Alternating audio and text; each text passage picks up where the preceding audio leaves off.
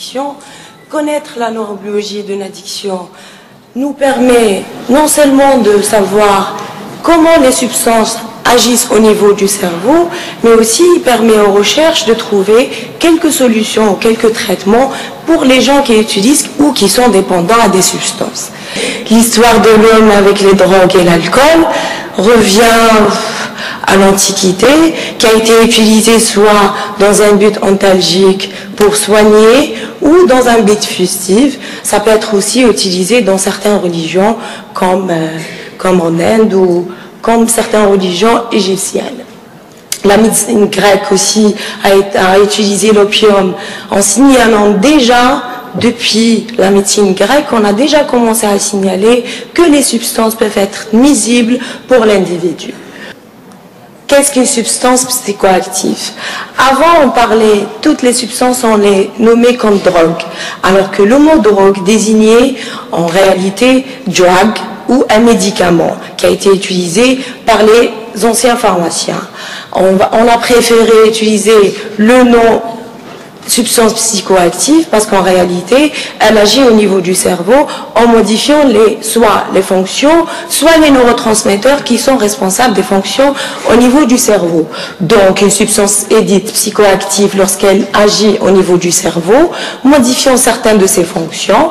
Les changements peuvent être au niveau de la perception, ce qui se passe au niveau des organes du sens, de ce qui est visuel, comme les champignons hallucinogènes. On voit des choses, des hallucinations, ça modifie la vision des choses. Aussi, en modifiant tout ce qui est tactile, les sensations, le goût, ce qui est le cas pour le cannabis, les patients nous disent que le goût est plus agréable quand je prends un joint. J'apprécie beaucoup la nourriture quand je prends mon joint. Donc ceci est dû à des modifications en différentes aspects sensoriels.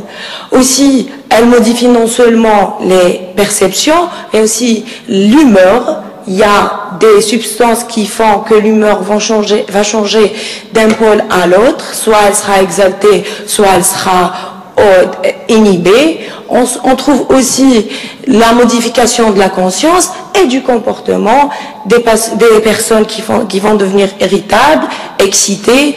Donc, toutes ces substances agissent sur les différentes composantes du cerveau. Les effets peuvent être psychiques ou physiques et qui sont variables d'une substance à une autre, d'une dose à une autre. Les effets ressentis aussi sont perçus soit comme agréables, c'est ce qui est décrit par les patients qui utilisent pour la première fois soit la cigarette, soit un joint de cannabis ou autre substance.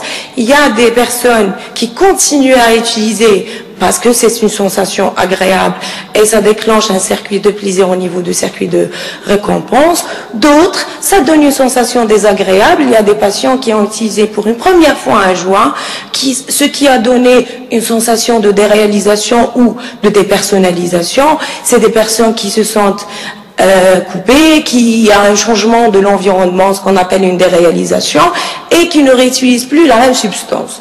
Donc, toutes les sensations est aussi un paramètre qui cadre un petit peu la suite de l'utilisation, est-ce qu'on va être dépendant ou pas.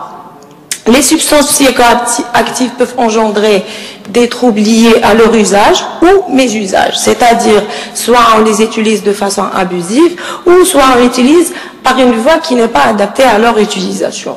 Donc, elles peuvent être naturelles, comme ce qui est le cas pour le cannabis, les champignons hallucinogènes. Elles peuvent être synthétiques. Dans le gamme de substances synthétiques, elles peuvent être licites ou illicites. Mais les substances licites sont réglementées, ce qui est le cas pour l'érica, pour certains benzodiazépines. Par contre, certaines substances qui sont synthétiques, mais ils sont illicites. Le cas de l'ecstasy. Pourquoi préfère-t-on aujourd'hui ce terme de substance psychoactive que de drogue? J'en ai déjà parlé, parce qu'en fait, drogue veut dire un médicament et qui ne veut pas dire obligatoirement, de façon obligatoire, une substance qui peut nuire au cerveau ou à l'organisme en général.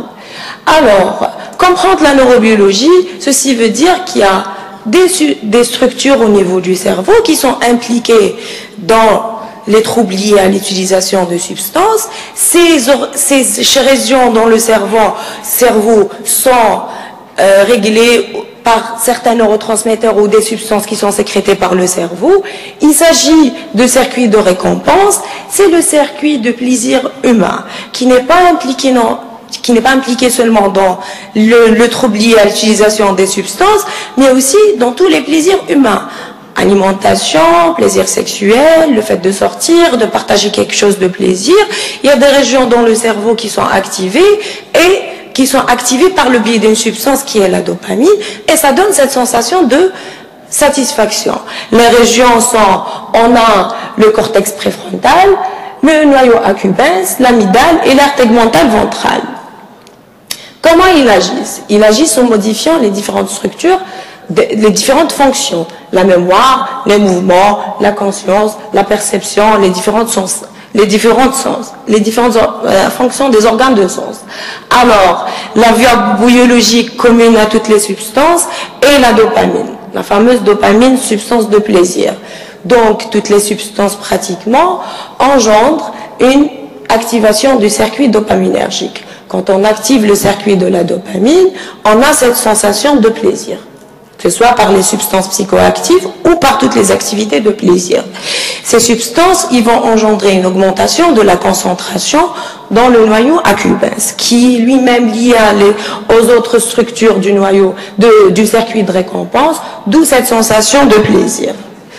Donc, le circuit l'activation de dopamine va donner la sensation de plaisir, mais aussi il est difficile d'expliquer cette sensation, parce que ce circuit, il n'est pas seulement réglé par la substance par voie biologique, mais par aussi tous les organes et l'environnement qui nous entourent. Le fait de voir la substance qu'on a l'habitude de prendre peut stimuler le circuit de récompense. Donc, au premier temps, il y a tous les voies qui mènent à l'accès de la substance, qui donne cette sensation de plaisir. Ce qui s'ensuit sont, en premier temps, la sensation de plaisir, puis après les conséquences qui peuvent être engendrées par cette substance. Les circuits clés de la dépendance, on a la dépendance psychologique qui est réglée par la dopamine. Si vous voyez, le premier signe, c'est le signe de la dopamine, qu'on retrouve dans le noyau accumbens et l'aire tegmentale ventrale, et d'autres substances comme les opioïdes, les peptides et les endorphines, qui sont plutôt responsables sur la dépendance physique. Les théories qui ont tenté d'expliquer cet aspect de trouble lié à l'utilisation des substances, la première théorie, c'est la théorie de plaisir. Quand on consomme la substance, quand on fait un comportement qui nous fait plaisir, parce qu'actuellement, les troubles addictifs ne sont pas seulement des troubles liés à l'utilisation d'une substance, mais peuvent être des troubles purement comportementaux, c'est-à-dire il y a une addiction à l'Internet, une cyberaddiction, il y a des achats compulsifs, il y a des gens qui achètent de façon compulsive et ceci donne cette sensation de plaisir sans pouvoir arrêter ce comportement. Il y a aussi des compulsions sexuelles, plusieurs comportements qui peuvent engendrer une addiction sans qu'il y ait une substance bien précise qui sera à l'origine de ce comportement. Donc, à la première phase, on a cette sensation de plaisir. Quand on fait un comportement, on prend une substance qui nous donne plaisir par la voie de la dopamine, on a envie de répéter. D'où la répétition du comportement. La deuxième théorie, c'est le processus opposé. Étant donné que les effets positifs à la même dose ou à la même durée du comportement sont restés les mêmes ou diminuent, par contre les effets négatifs augmentent.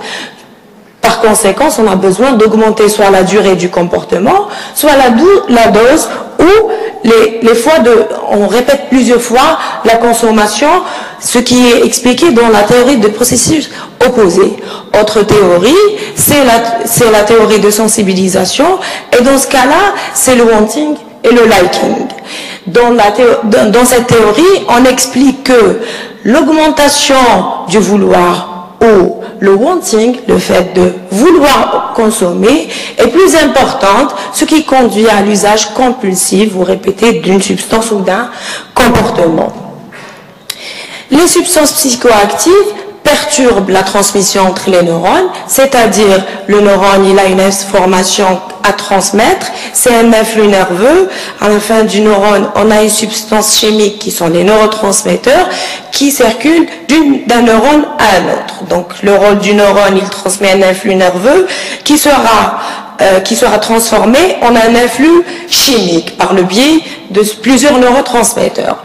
Donc ces influx nerveux qui sont transformés en influx chimiques vont être ressentis sous forme de perception, de sensations ou des émotions ou comportements. Donc à l'intérieur d'un neurone, les informations passent sous forme d'une activité électrique appelée l'influx nerveux, des dendrites vers le corps cellulaire, où elles sont traitées, puis du corps cellulaire vers l'axone. À la fin de la cellule, l'influx nerveux est transformé vers un influx chimique.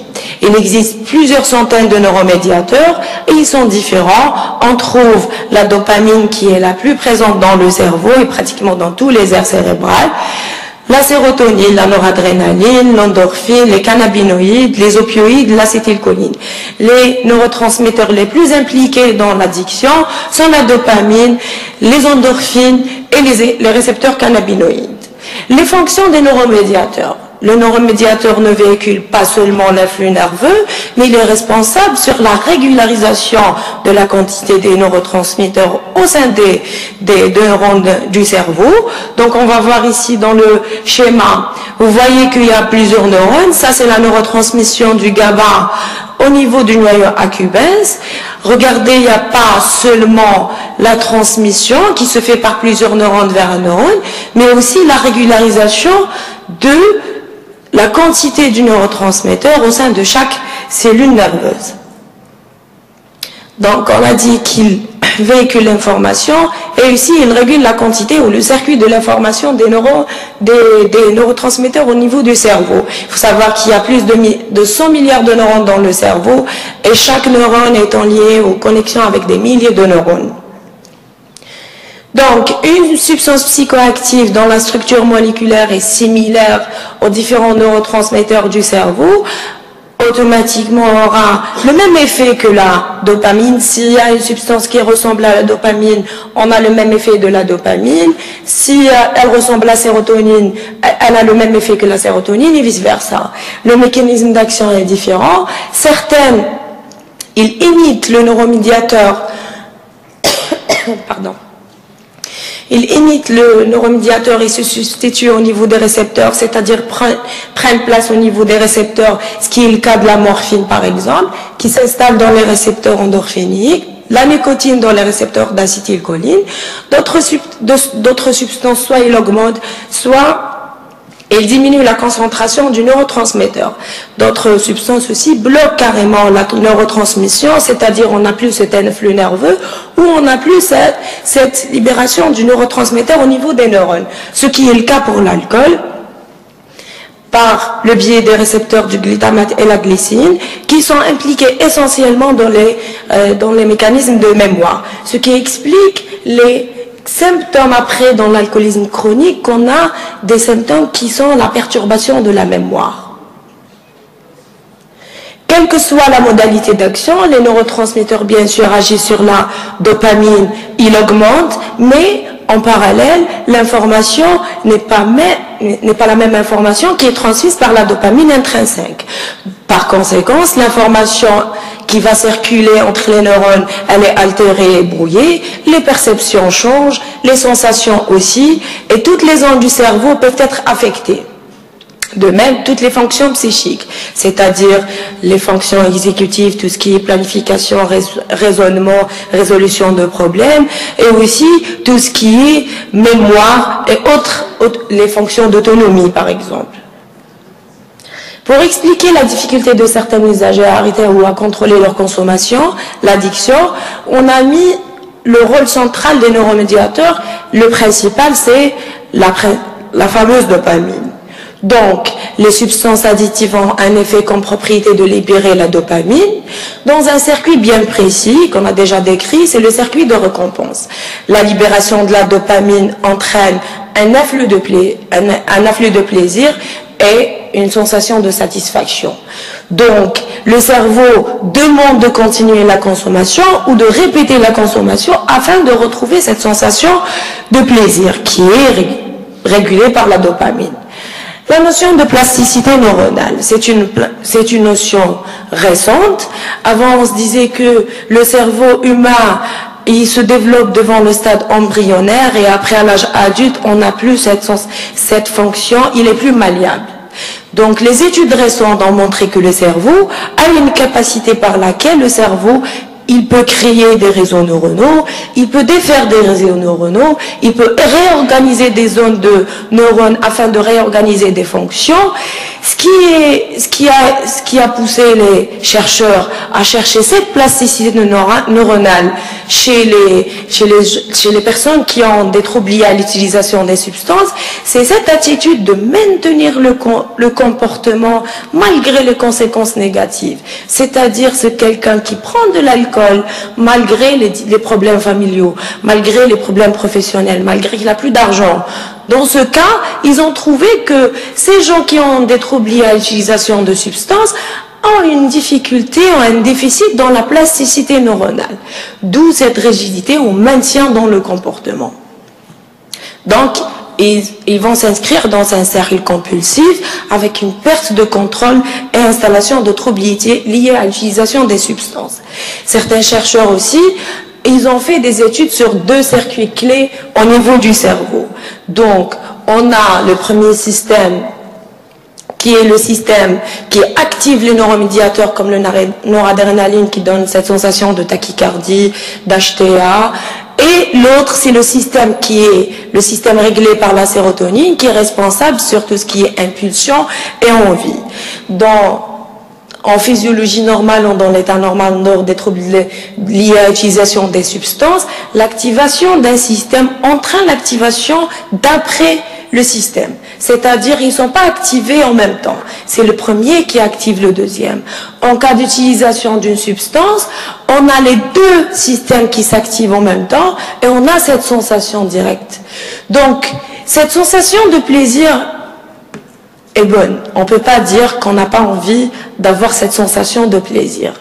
Le négatif, c'est que cette sensation, cette activation d'onglet peut créer des lésions au niveau du cerveau. Les lésions seront responsables surtout les symptômes émotionnels et d'autres symptômes comportementaux.